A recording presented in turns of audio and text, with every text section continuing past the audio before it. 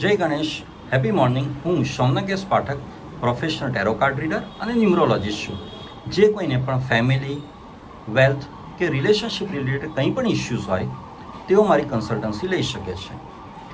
મારા જે regular viewers છે તેઓ માટે મારી એક ઓફર છે કે જે કોઈ પણ મારો કોઈ પણ એક વિડીયો 10 વ્યક્તિઓને શેર કરશે અને તેનો સ્ક્રીનશોટ મને વોટ્સએપ કરશે તો એ વ્યુઅરનો કોઈ પણ એક પ્રશ્ન છે તેનો હું ઉત્તર અને રેમેડીના સોલ્યુશન આપીશ.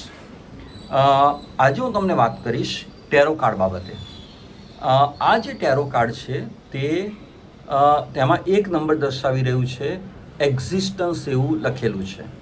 ઓકે, અને તેમાં તમે ધ્યાનથી જોશો તો આપણે કમળનું ફૂલ ખીલેલું છે, બરાબર. કમળનું ફૂલ એટલે પરફેક્શન અને બ્યુટી. ઓકે, અને સાથે સાથે એક સ્ત્રી પણ એમાં બેઠેલી છે એ કમળમાં, બરાબર, નગ્ન અવસ્થામાં. એટલે એ શું દર્શાવી રહ્યું છે કે તમારામાં ક્લેરિટી છે. આ એક પોઝિટિવ કાર્ડ છે.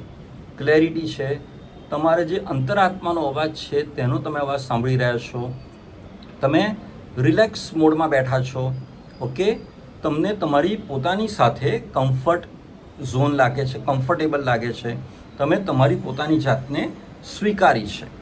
સાથે સાથે આ દ્રશ્ય એ પણ દર્શાવી રહ્યું છે કે એ જે સ્ત્રી છે તેને કોઈ પણ વ્યક્તિ શું વિચારે છે તેની લગીરે દરકાર નથી. ઓકે, એન્ડ બીજું એ છે કે આ કાર્ડ બીજું એ દર્શાવી રહ્યું છે તમારો જે કંઈ પણ પ્રશ્ન હોય તેનો આ ઉત્તર હોઈ શકે કે ભાઈ તમારું અસ્તિત્વ અને તમે જે પરિસ્થિતિમાં છો તેમાંથી આગળ આવવા પ્રયત્ન કરો. ગમે તેટલી વિકટ પરિસ્થિતિ હોય, ગમે તેટલું ડિફિકલ્ટ સિચ્યુએશન હોય, તેમાંથી તમે બહાર આવવા માટે પ્રયત્ન કરો તો તમે ચોક્કસ તેમાંથી બહાર આવી શકશો.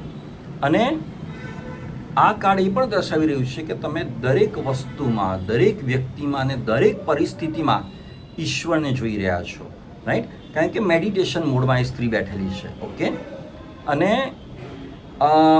જીવનમાં આગળ આવવા માટે આ જે સ્ત્રી છે તે પોતાના એમ્બિશનને, પોતાના લક્ષ્યને વધારે પ્રાયોરિટી, વધારે ઇમ્પોર્ટન્સ આપી રહી છે. એટલે કે એણે તેના બધા જ રિલેશનશિપ પાછળ મૂકી દીધા છે, જે યોગ્ય ના કહેવાય, બરાબર. કારણ કે જો આપણે ગ્રો થવું હોય, આપણો વિકાસ કરવો હોય તો બધાની સાથે રહીને, ફેમિલી મેમ્બર્સની સાથે રહીને, રિલેટિવ્સ અને ફ્રેન્ડ્સની સાથે રહીને આપણાથી ગ્રો કરાય, નહીં કે એકલા રહીને.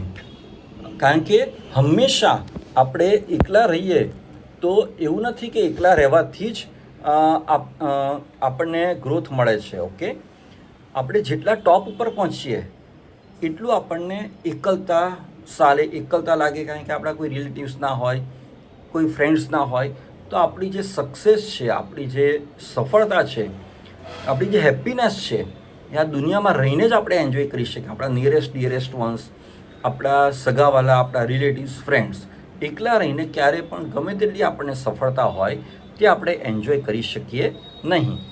તો આ ટેરો કાર્ડ આ દર્શાવી રહ્યું છે. ખુશ રહો, મસ્ત રહો, સ્વસ્થ રહો. Thank you very much.